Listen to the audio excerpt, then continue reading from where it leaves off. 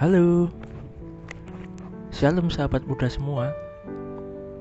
Ya, kita berjumpa lagi di dalam program kita, yaitu program renungan online Sahabat Muda GKJ Wonogiri. Sahabat muda, kali ini kita akan belajar tentang seni menasihati tanpa menyinggung atau dicuekin. Nah, itu menjadi tema kita saat ini. Wah, ini adalah tema yang cukup menarik ya sahabat muda bagi kita, karena tentu kita mesti pernah mengalami bagaimana dinasihati orang lain, atau sebaliknya bagaimana kita menasihati teman kita atau sahabat kita. Nah, tentu kita semua punya pengalaman tentang hal ini. Nah, sahabat muda, kali ini kita akan mendengar sharing dari teman kita juga, bagaimana pengalaman mereka menasihati orang lain. Mungkin ada hal yang menarik yang bisa kita dengar sama-sama. Nah, ini dia. Halo teman-teman, aku Fani dari GKJ Pepantan Jatisobo.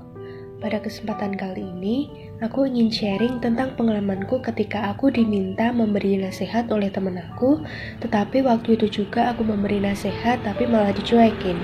Dan sedikit ingin bertanya yang menjadi pergumulanku selama ini. Mulai dari sharing dulu ya teman-teman. Cerita ini baru-baru terjadi, kurang lebih 5 hari yang lalu. Jadi ceritanya waktu itu aku di WhatsApp sama salah satu temen aku. Dia tanya, gimana sih caranya masuk perguruan tinggi terus bisa diterima gitu kan? Karena dia sudah daftar di berbagai perguruan tinggi, tetapi hasilnya zonk semua. Ya waktu itu aku langsung menjawab, jujur aku gak tahu juga gitu kan. Dan waktu itu juga aku memberi nasihat untuk dia ikut ujian tulis di berbagai universitas. Tetapi dia sudah pesimis jika ikut ujian tulis. Lalu aku berusaha mencari informasi lagi, dari yang cari di Instagram, Twitter, bahkan aku juga tanya ke beberapa teman untuk mencari informasi skor UTBK dan universitasnya.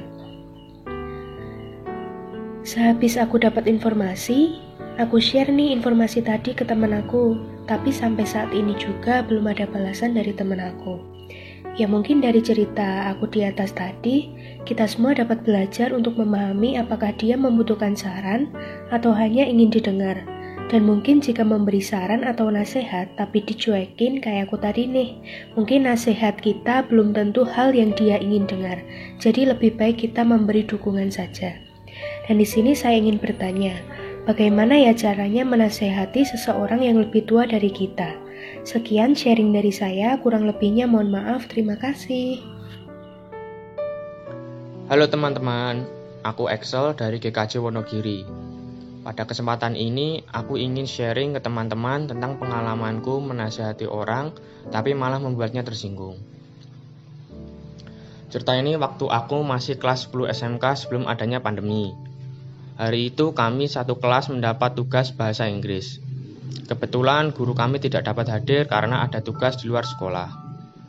Aku mengerjakan tugas itu sebisa dan semampuku. Karena tugas yang diberikan terlalu banyak, membuat aku jadi bad mood. Ada salah satu temanku yang bersantai, berisik dan mondar-mandir menyontek jawabanku karena merasa tidak ada yang mengawasi. Lama-kelamaan aku merasa kesal karena aku mengerjakannya dengan susah payah dan dia hanya menyontek. Aku pun datang menghampiri dia untuk menegur dan menasihati dia supaya segera mengerjakan tugasnya sendiri dan jangan berisik. Karena aku sedang kesal, aku tidak sengaja menggunakan nada tinggi dan mengucapkan beberapa kata yang membuat dia tersinggung dan akhirnya dia marah sama aku. Saat jam istirahat, aku mengajaknya mengobrol tapi malah dicuekin karena marah. Aku merasa tidak enak karena membuatnya tersinggung dengan ucapanku. Padahal niatku baik untuk menasihati dia. Dan akhirnya sepulang sekolah, aku menghampirinya untuk meminta maaf dan bicara baik-baik dengannya. Ternyata dia maafin aku dan dia juga minta maaf karena berisik dan telah menyontek jawabanku. Nah, sejak itu, aku menjadi paham etika dalam memberi nasihat, yaitu kita harus menggunakan kata-kata yang baik agar seseorang yang kita nasihati tidak tersinggung. Mungkin sekian itu cerita yang bisa aku share ke teman-teman. Terima kasih. Ya, terima kasih teman-teman. Nah, itu tadi sahabat muda, bagaimana teman-teman kita punya pengalaman yang menarik tentang menasihati. Baik, nah lalu sahabat muda, apa sekarang kata firman Tuhan tentang menasihati? Kata nasihat banyak muncul di Alkitab. Lalu kenapa kata nasihat ini diulang-ulang? Hal ini karena nasihat itu menjadi penting. Penting untuk kehidupan kita dan iman kita. Sahabat muda, kalau ada yang menasihati, pasti ada yang dinasihati, ya kan?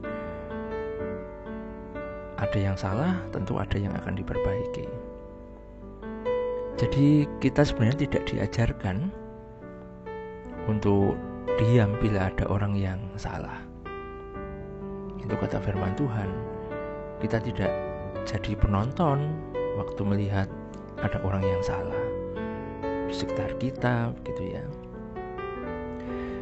Tentu kita juga harusnya tidak menjadi orang yang pasif waktu melihat orang melakukan pelanggaran.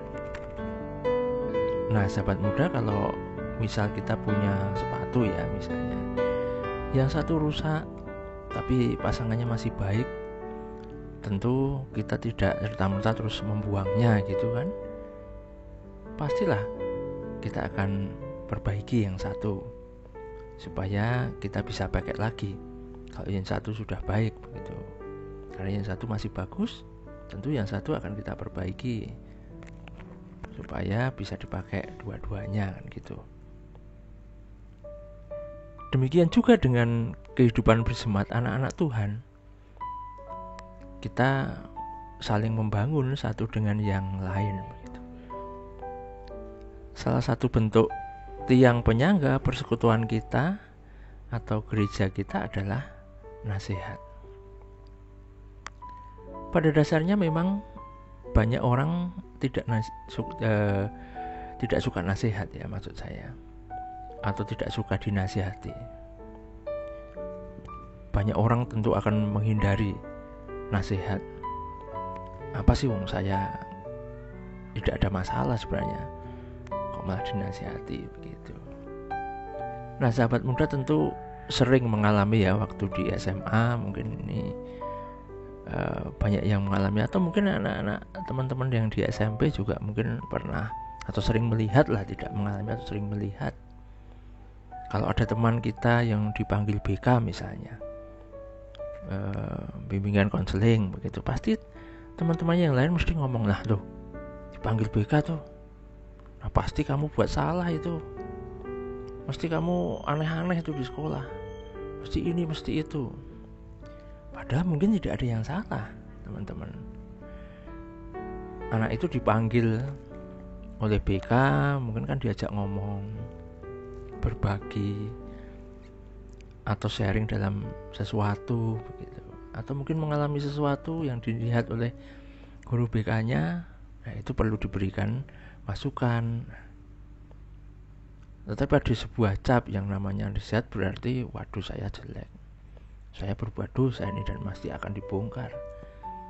Itu kadang-kadang sudah menjadi stigma begitu ya. Kita sering melihat, mesti sering mengalami juga, mesti kalau dinasihati itu mesti kita yang salah. Nah, sahabat muda, lalu apa kata Alkitab tentang nasihat? Alkitab selalu menekankan nasihat itu penting sekali bagi orang-orang Kristen. Ibrani 10 ayat 25 mengatakan, janganlah kita menjauhkan diri dari pertemuan-pertemuan ibadah kita, seperti dibiasakan oleh beberapa orang. Tetapi, marilah kita saling menasihati, dan semakin giat melakukannya menjelang hari Tuhan yang mendekat. Saling menasihati artinya ya, sahabat muda, bahwa ketika firman Tuhan mengatakan nasihatilah seorang akan yang lain, itu kayaknya simple gitu ya, nasihati seorang akan yang lain. Tetapi sebenarnya banyak orang Kristen gagal melakukan hal ini. Saat kita diberi kepercayaan untuk memberi nasihat kepada seseorang, ya entah di tempat kerja, entah itu di gereja, di sekolah, begitu ya, dengan teman-teman sekolah kita, sering kita berpikir, wah ini nanti bakal musuhan nih kalau dikasih tahu, kalau dinasihati, kalau ditegur begitu. Kadang sahabat muda bahwa hal yang seperti ini ya nggak perlu jadi musuhan. Atau sebenarnya kita punya trik-trik tertentu gitu ya. Kita bisa melakukannya dengan cara yang indah dan bisa diterima. Kan itu yang jadi tema kita sebenarnya saat ini ya. Jadi seninya menasihati seperti apa sih supaya kita tidak cuekin, tidak malah bermusuhan begitu. Bisa diterima dengan baik. Menasihati itu kan sifatnya sebenarnya umum ya. Berbeda dengan menegur yang lebih spesifik begitu, karena orang itu berbuat salah lalu kita tegur. Nah itu mungkin sedikit berbeda begitu ya artinya menegur dan menasihati. Nah sahabat muda, lalu bagaimana sih seni kiat-kiat kita menasihati yang bisa diterima begitu ya. Nah ada 3 prinsip dasar sebenarnya. Yang pertama, menasihati berdasarkan kebenaran Alkitab. Sahabat muda, di dalam Kristus ada nasihat. Di dalam kebenaran Kristus ada saling menasihati. Tidak dengan maksud jahat, bukan dengan benci atau cari masalah. Tetapi nasihat juga bukan persoalan saling menghakimi, juga bukan karena posisi begitu ya, karena kita lebih penting, lebih merasa lebih dewasa dan seterusnya. Bukan karena seorang jadi wah aku kan pengurus di komisi pemuda begitu ya, saya berhak dong menasihati begitu dan seterusnya. Hamba Tuhan itu maksud saya hamba Tuhan itu juga orang yang tentu punya hal yang lebih gitu ya untuk menasihati. Itu juga pandangan kita seperti itu. Jadi kadang-kadang kita menempatkan seseorang itu menurut ukuran kita begitu. Siapa yang berhak menasihati, siapa yang harus dinasihati dan seterusnya. Sahabat muda, bahwa semua orang Kristen itu saling menasihati. Itu kata firman Tuhan tadi. Satu dengan yang lain saling menasihati. Yang paling penting, nasihat bisa diterima kalau apa teman-teman? Kalau ada teladannya sebenarnya. Karena teladan itu adalah kebenaran yang dihidupi. Artinya teladan itu adalah sesuatu yang hidup. Kita menasihati orang kalau kita tidak mengalaminya ya percuma kan gitu ya. Sahabat muda ya.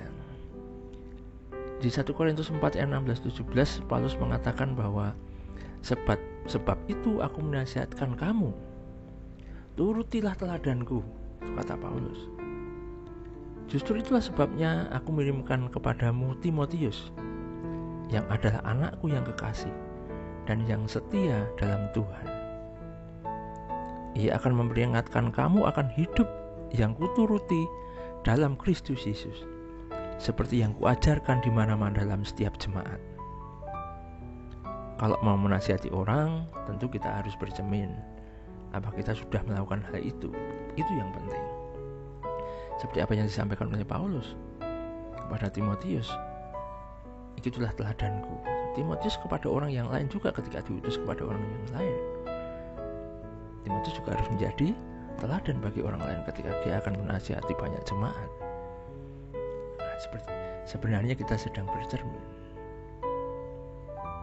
Itu teman-teman. Kemudian yang kedua, sahabat muda sekalian, menasihati melibatkan semua orang Kristen. Ya, semua orang Kristen. Dari kecil sampai tua, semua orang Kristen harus hidup saling menasihati. Ya, cuma kita harus melihat hierarki yang pas, gitu ya. Bagaimana cara menasihati? Tentu kalau anak kecil menasihati orang tua, ya mesti secara budaya, apalagi kita orang Jawa, tentu kan nggak pas, gitu ya. Walaupun kita tahu kebenarannya, tetapi ya menasihati tentu ada hal yang kita punya trik-triknya lah bagaimana menasihati. Artinya nasihat itu memang melibatkan orang Kristen semua, tetapi ada caranya. Yang bagus ya yang lebih tua bicara ke yang lebih muda, itu yang idealnya begitu. Hal ini tidak mutlak tetapi sangat membantu. Seperti Paulus menasihati Timotius tadi, bukan saja lebih tua tetapi juga lebih benar, lebih rohani. Jadi kalau ada saudara seiman yang melakukan pelanggaran, tentu yang lebih rohani menolong dia. Ini menjadi bagian kita, melibatkan semua orang, tetapi ada caranya, cara yang berhikmat. Ya gitu ya teman-teman ya. Nah sahabat muda, yang ketiga, menasihati untuk tujuan pembangunan tubuh Kristus. Ibrani 3 ayat 13 mengatakan, tetapi nasihatilah seorang akan yang lain setiap hari, selama masih dapat dikatakan hari ini, supaya jangan ada di antara kamu yang menjadi tegar hatinya karena tipu daya dosa. Nasihat bisa membuat kita tidak jatuh dalam dosa. Ya, ingat itu teman-teman. Nasihat bisa membuat kita tidak jatuh dalam dosa. Penulis Ibrani sedang mempertentangkan antara nasihat yang akan membuat orang tidak jatuh dalam dosa. Jadi orang yang nulis kitab Ibrani ini sedang mempergumulkan hal ini. Ada virus begitu ya, kuman yang namanya dosa mau masuk. Nah, itu yang menjagai nasihat. Nasihat itu menjagai orang untuk berbuat dosa. Bayangkan bila ada jemaat yang dinasihati ingin pergi ke, ya misalnya ke Saksi Yehova, orang mau pergi ke sana, kita nasihati supaya tidak pergi ke sana. Ya misalkan karena ada hal yang tentu berbeda dengan kebenaran firman, ya. Tapi kita lakukan dengan yang baik, gitu, dengan cara yang baik. Dan jika kita biarkan dosa ada di antara tubuh Kristus dan kita tahu tanpa bisa berbuat sesuatu, maka iblis akan masuk. Nah, penting sekali bagi kita sebagai tubuh Kristus, sahabat muda, kita tutup pintu dosa dengan saling menasihati. Bukan mencari kesalahan, bukan mengkritik, ya, tetapi ingat, mengasihi dia untuk kemuliaan Tuhan Yesus. Itu kuncinya. Nah, kalau kita sayang dengan sahabat, saat ia ingin pergi ke tempat yang salah, tentu kita akan menariknya, karena ini sahabat kita, kita saudara seiman. Sekali lagi bahwa nasihat itu kekuatan gereja, kekuatan tubuh Kristus ada di situ. Butuh hikmat untuk nasihat diterima. Butuh hikmat untuk nasihat bisa disampaikan kepada orang lain. Nasihat yang dilandasi oleh kasih pasti bisa diterima. Nasihat bukan tentang berdebat, bukan untuk saling ayal-ayalan misalkan ya, tetapi tentang hati kita dan Tuhan, untuk menolong sahabat kita, teman-teman kita. Sekali lagi, nasihat itu adalah tentang kerajaan Allah, tentang tubuh Kristus. Nah, demikian sahabat muda yang bisa kita renungkan hari ini. Semoga kita semua bukan hanya dimampukan untuk menjadi penasihat yang baik, tetapi juga bisa menerima nasihat dengan kebesaran hati sebagai bagian dari tubuh Kristus. Nah, sahabat muda, kita akan bertemu lagi di dalam renungan online Sahabat Muda GKJ Wonogiri minggu depan. Tuhan Yesus memberkati kita semua. Amin. Shalom.